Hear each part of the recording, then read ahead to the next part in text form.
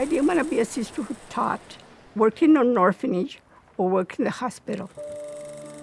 I visited every mother house in Milwaukee, and I thought, gee, this isn't what I want. I want to be with the people. When I got the Victory Noll, that was it. They lived among the people. They didn't own anything. They drove their cars, and they were in favor of the poor. The missionary sisters came to our home. When I started to think about a religious vocation, I definitely wanted that kind of life. The reason I joined the community was its emphasis on work with the poor and marginalized. My pastor asked me, what congregation are you interested in? And thinking he would have never heard of this congregation, I said, they're known as Victory Noll Sisters.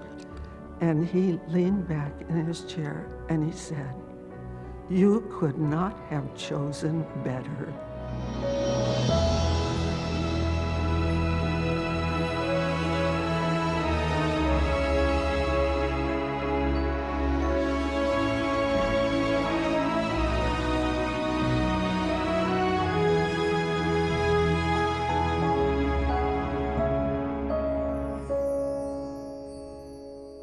"100 years ago, the missionary sisters of Our Lady of Victory began their remarkable journey.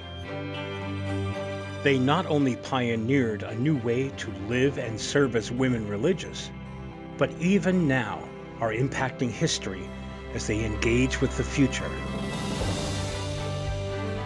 Over the last 100 years, we have been women who have been creative, who have taken initiative, who've been able to create something out of nothing.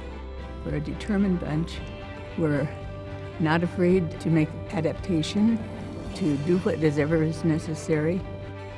Our sisters have a great solidarity with the poor and the oppressed. Their heart is with the struggle. They went where others didn't want to go and where others wouldn't go. We've always worked with people on the margins. We've been quite concerned about social justice issues. To be a Victory Noll sister, you have to have a sense of adventure. They didn't have institutional ministries, big schools, hospitals, social services. It was very person-oriented. They found their community, if you will, with the people whom they served. It was an adventure. It had to be an adventure. The Victory Noll sisters trace their founding to two visionary and determined men, a Chicago archdiocesan priest, Father John Joseph Sigstein, and Archbishop John Francis Noll, ordinary of Fort Wayne, Indiana. In 1922, Father Sigstein launched the missionary ministry of the Victory Noll sisters, sending the first two members, Julia Doyle and Marie Bennis, to New Mexico. John Sigstein had a heart for the poor and oppressed, and he saw Hispanic people in particular who were not at all being served by the church. He had this dream of a group of women coming together to preach the Word of God, to be catechists. Father Sigstein chose not to classify these women as nuns or to call them sisters, which would have confined them to cloistered lives in convents. Instead, he insisted that these new missionaries be free to travel to remote locations, spend time with people, and shape ministries as they evolved. He called them catechists. We're here at Lamy Station, where the sisters stepped off the train from Chicago and into this vastness of New Mexico. While they were on the train, they made their veils by hand so that they would be ready when they met the Archbishop in Santa Fe. This was the beginning of the first mission in New Mexico. They came out west when it was really a very simple structure of life. We didn't have Catholic schools, and we didn't have a great number of religious sisters, and we were blessed to have the Victory Noll at that time. They were truly missionary in their approach and also in their zeal. They came into communities that did not have the best of everything, but they still gave of themselves generously to the service of the gospel.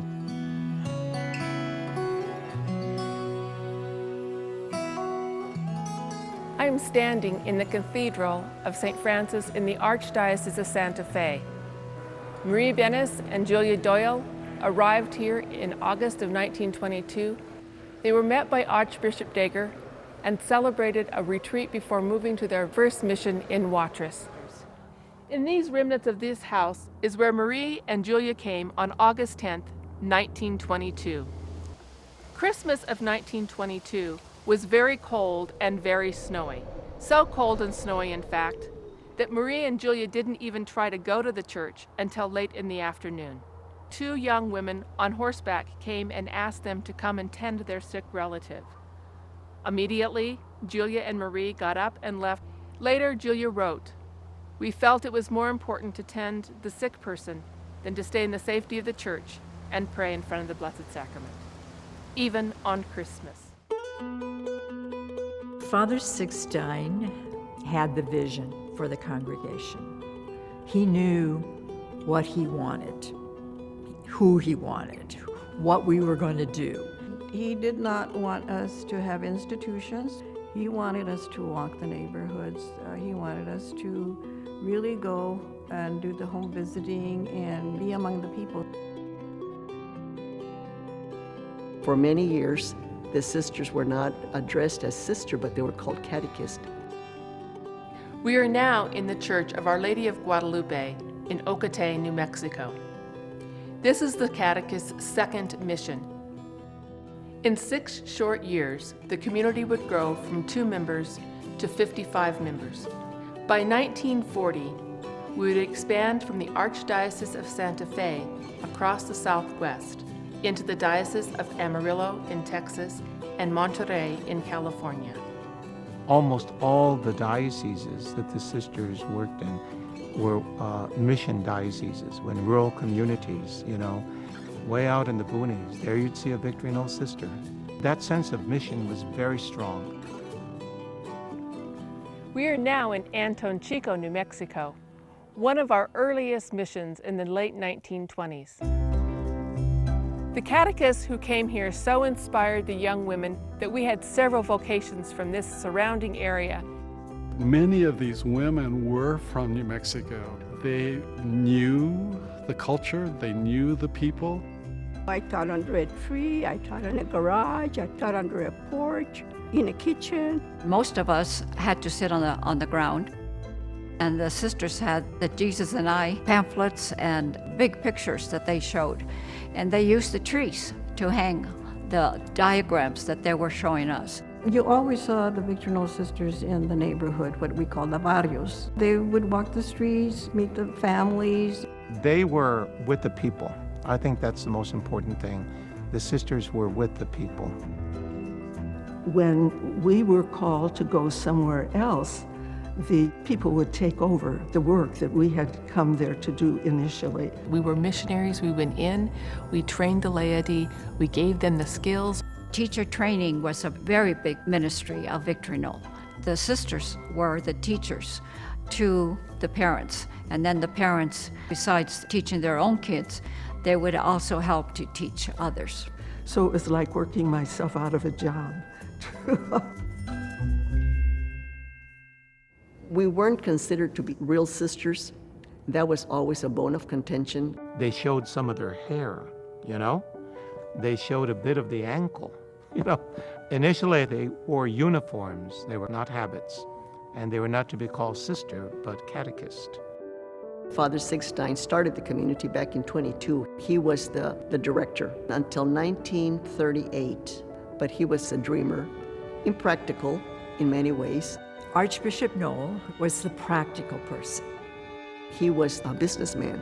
He knew administration, he knew management, he knew finances. He was a very strong benefactor of the community. He was the one who gave us property to have a mother house here. Bishop Noll started thinking that If we were to become real sisters and be accepted by Rome, we had to do a different form of governance. So Father Sixtine then would have to step down and allow the sisters to take more ownership of the community. And so it was in 1938 when they solicited Rome, and so that we could become a pontifical congregation. That's when we changed our title. Up to that point, we had been Missionary Catechists of Our Lady of Victory. Then we became Missionary Sisters of Our Lady of Victory. Throughout history, the Victory Noll Sisters have ministered with creativity and flexibility. They have consistently found ways to serve outside the box. Districts were required to provide time for students to attend local church for religious education. And the Victory Noll Sisters made good use of that opportunity. The school would let us actually have an hour during the day, and we'd have to go get the kids. We'd have to take them to a garage or someplace to teach and then take them back. At one point, we had a trailer that we pulled around, and it was kind of like a mobile classroom. I was raised in East Los Angeles in a housing project. You got out of public school, the sisters would be waiting for you, and you'd walk to their convent where they had tents up for classrooms. I learned from the Victory Sisters, the CCD, and they were very good to us. They even used to go to our houses and visit our parents. I taught on the back porch. I taught under the trees. I taught in the basement. If we're showing a movie, we'd have to carry all of the movie equipment and set it up in the garage ahead of time, you know. It was very different. I had taught in Milwaukee where everything was laid out for me, and now I was lugging everything along. We would go together, two of us. We'd knock on everybody's door. I enjoyed home visits because you never knew who you were going to meet. I remember one occasion we received a box of food from the sisters. So you didn't see many sisters do those kinds of things, you know, get involved in the social, pastoral needs of the people. A special place in California became known as Queen of the Missions and served as an unconventional convent and valuable ministry hub for the sisters. In 1932, Our Lady of Victory Missionary Sisters came to Redlands, saw the Burridge Mansion, knew it was empty, and were allowed to move in 1937.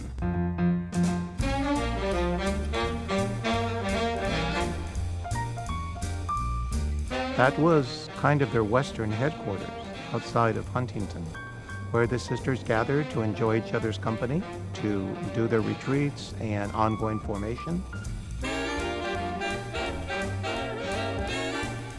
I was about 16. Sister Mary Matilda Spetter, who was an OLVM sister, asked me if I could help with the 5th grade class of CCD. She said she would train me. I drove myself down and looked at this place and thought, wow, there's nuns that live here? This just doesn't seem quite right. And it was a mansion. It was so unlike the sisters who lived in these poor little convents among the poor. Right now, I'm walking on water. Well, here in Redlands, this was our swimming pool. It's been covered over in the 1990s by a different owner, but when the sisters lived here, especially in the hot, hot summer, we really enjoyed being able to come into this pool. And when we emptied it, then we would have conferences here. We'd go down into the pool area, and you could fit at least 75 people sitting on chairs down below. Around 1:30, we would all get the cars, and we went out 2 by 2, driving all over this area. After our dinner, many of us would again get in our cars and drive all through these 2 counties in order to work with the high school students, but mainly with catechists, with the adults. Sometimes traveling 50 to 60 miles a day and then drive back that 60 miles back to Redlands. I think that shows part of their flexibility. Sisters were able to work out of the Burridge Mansion until 1974. I'm still amazed at what they were able to accomplish. In 1949, the sisters had enrolled 3,500 and 84 students in 22 catechetical centers spread out over the two counties of San Bernardino and Riverside. They were really creative in their own way. They didn't plunk in some video or DVD or live stream something from someplace else. They had to create it themselves, and they did it very well. After Vatican II, we were given the freedom to choose where to go. So that's when our ministries diversified. Our Mother General in the 1960s, Sister Florentine and Sister Justine, decided that we were going to become prepared. We had a lot of sisters who went back to school. Every sister was given an opportunity to finish her BA degree and get a master's degree. There was an emphasis on what are your gifts for ministry? How do they fit in with our charism, our mission? Their talents were recognized. They went into positions of diocesan leadership, not only in religious education, but also in planning, outreach ministries, and administration. We became very professional. We moved from children and formation into a wide variety of areas. We have two strands in the community. We have a catechetical strand that many, many people know us for. Then we had this strand of social justice, advocacy, social service. In 1968, the Victory Noll Sisters established a mission in Aurora, Bolivia, to serve and empower Native people, providing ministry and resources there for 40 years. I was one of 5 Victory Noll sisters who founded Julia Center in 1990. It was for primarily immigrant women, mostly from Mexico. We founded CASA 20 years ago. Hey, how you doing? Our mission and vision was to respond to the needs of the immigrant families. And now we are responding to the homeless community also. And we provide those services like food distribution, or housing, or helping with the rent. I was involved in a lot of social justice protests, but I favored the farm workers at the beginning. I could see the injustice of it all. They were working in horrible conditions and with little pay. The sisters never let anybody fall through the cracks. We don't stop helping somebody just because they look like they're hopeless. We had a wonderful pastor, and one day he said to me, "How come we ask the poorest people in town to go all over to get the services they need and they can't even afford the gas?" And so I started to think to myself that people who would come to this center would be able to get whatever services they need. And the Murphy Center has become almost a state-of-the-art problem solver for people who are near homeless or homeless. I believe in my heart, in all the years I've been in the congregation, that every sister has had a heart for the poor and oppressed. In recent years, as the Victory Noll Sisters analyzed their demographics, they discovered several major issues that demanded attention. Talking, praying, and working together, they made bold but necessary decisions. Come back in a month. It's a milestone for us as a community to be celebrating our centennial. We are very proud of that legacy, even though now we're beginning to look at a different kind of legacy. Where do you start? You start where you are, and you try to pay attention to what is it that God is saying to us. Not what do we want, not what do we think should happen, but what is it that God is asking of us. It took a long process, starting about 9 years ago, to face the fact of our demographics. Our land was a fairly easy one to do because we didn't want any more buildings on the land. They've cared for this land beautifully for 100 years. And when they saw that Acres had the same goals, the same values, they saw another steward Another group who could carry forward the work that they've done. We're a nonprofit organization, and we care for land and care for the history that's been on that land. So this was just a perfect match. The sisters are very pleased about our partnership with Acres. Why would we go anywhere else? It is probably one of the things that made the sisters the happiest in some of this transition. We realized that we could not continue to manage our own healthcare center. And so we entered into a partnership with St. Anne's Communities in Fort Wayne. They bought and are managing our healthcare center.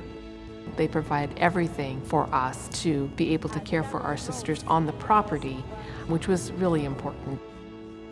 We realized also that we were spending too much money keeping up buildings that were not being utilized. One of our buildings was completely empty, didn't have anyone residing in it. Another one only had a handful of sisters. So we had to think about, what are we going to do with these buildings? One of our sisters in the chapter of 2020 said, I would rather take the buildings down and return the land to God than to have it turned into a casino or a resort. And there was this drop-dead silence in the room. And then every sister started speaking about, yes, if we can't find somebody to buy it that meets our values and charism, then let's deconstruct. The idea of deconstructing Father Sixtine's dream, the pain, the sacrifice that he had invested in the buildings. I used to go over to the cemetery. Father Sixtine and Bishop Noll are buried in our cemetery, and asking them, this was your dream, and I sure do not want it to turn into nothing, So I think you got to do something about this. We had written a letter, sent it out to our stakeholders and said, we have tried, we've spent 3 years trying, and there is nobody. So we will start the process to deconstruct. And a new mayor contacted Sister Mary Jo and asked if we would entertain one more thought. In June of 2020, we had our first meeting, and we thought we might have scared the sisters off because we told them the good and the bad and the ugly of community corrections. And within the same week, we got an invitation to come back from the leadership team. By the end of that meeting, I knew in my heart that this is what we had to do, that this aligned so well with what Father Sixtine would have done.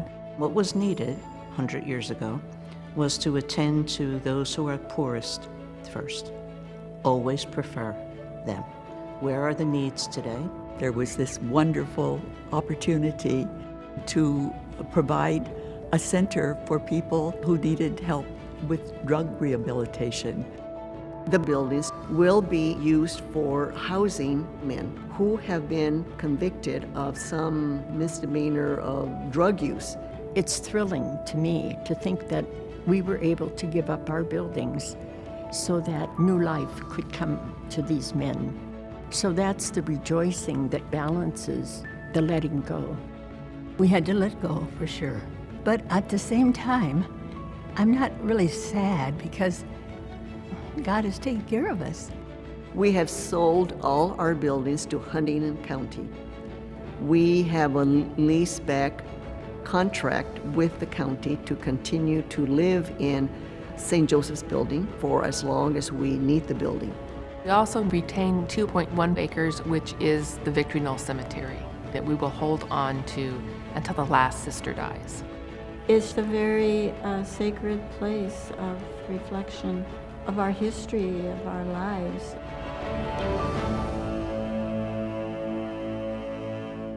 Builder of bridges who calls us to new life. The sisters have also chosen to share their financial assets with deserving organizations and initiatives in alignment with their own charism and missionary spirit. Our sisters lived simply, and I think that has a lot to do with the fact that we have resources now, because we were a very poor community for many years. There was lots of times when we had to have credit from the grocery store, and now all of a sudden we find ourselves with an abundance. The Victory Nolls are very much a missionary group. They're saying the work needs to go on. We won't be here to do it, but we're passing it on to other people. The Victory Knoll sisters have this wonderful history of working within the Hispanic community long before Vatican II. Oblate is doing what we did when we were able to do it. And now we're able to support Oblate to continue that ministry. If there's anything that happens at Oblate School that mirrors what the sisters have been doing, it's the Instituto de Formación Pastoral, the Institute of Pastoral Formation. This is a marvelous, absolutely incredible gift that they've given us. And so we say, thank you for your graciousness. Thank you for the gift you are to the church and the gift you are to OST. We also chose the Catholic Climate Covenant. Victory Noll Sisters were founded to go to the toughest places and do the toughest work. And the toughest thing that we're facing, I believe, is this issue of climate change and environmental degradation. That they would give us a legacy gift to continue this work, which is going to be some of the toughest work in the toughest places going forward. And we're just so delighted that they see that and that they're willing to give us a hand.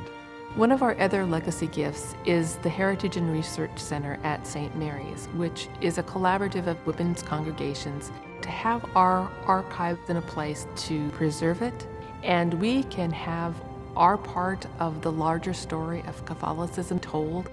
And there are several other groups serving women in need, children in need, immigration, trafficking, and work that's needed around systemic racism. Our sisters are very proud of these gifts that we're giving. To leave that kind of legacy, especially to the lost and the little, the least and the last. That's where they want to leave their imprint. There's not a sense of sadness. There is a sense of awareness that this is the next step. I have no doubt that the seeds they're planting are going to bear tremendous fruit. We are among some of the first congregations who are having to make these radical changes. And we feel that what we have done has been done well. The sisters also realized that they needed to address the issue of their own internal governance. Because we have become so few in number, we've run out of sisters able and willing to be our leaders. And so we're moving to a different way of selecting a leader from another community. A commissary is a person who is commissioned by Rome in the name of the Holy Father to serve as the major superior for the Victory Noll Sisters. We invited 3 congregations to discern with us for a year about their willingness to serve as a commissary.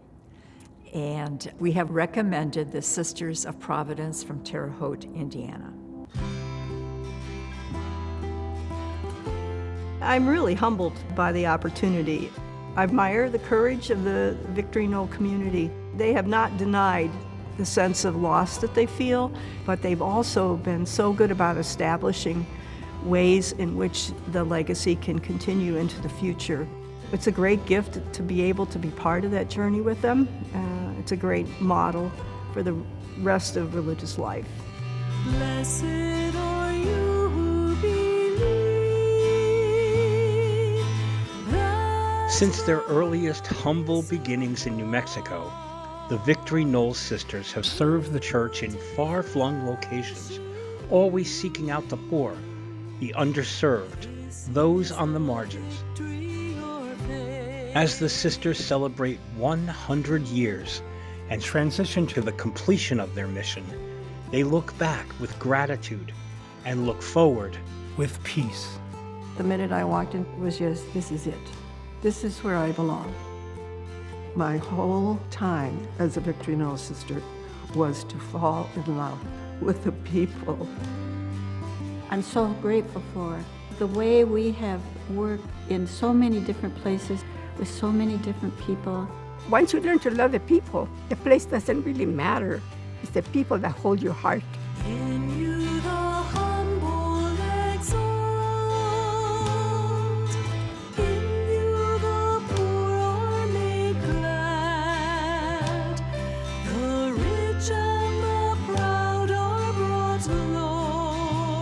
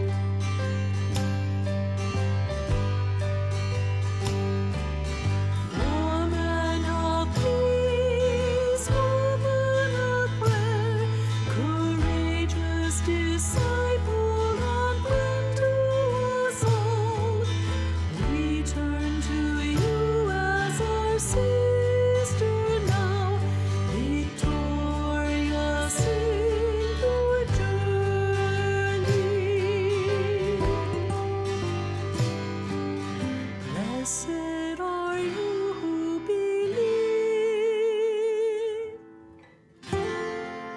Our Lady of Victory, ask your divine Son to send the Spirit of love into our hearts. O Jesus, Father of the poor, O Mary, Mother of the afflicted and neglected, Give us a great love for the poor, so dear to your sacred hearts. so that all peoples will be brought to the glory of the Father, the Son, and the Holy Spirit. Amen. Tú eres la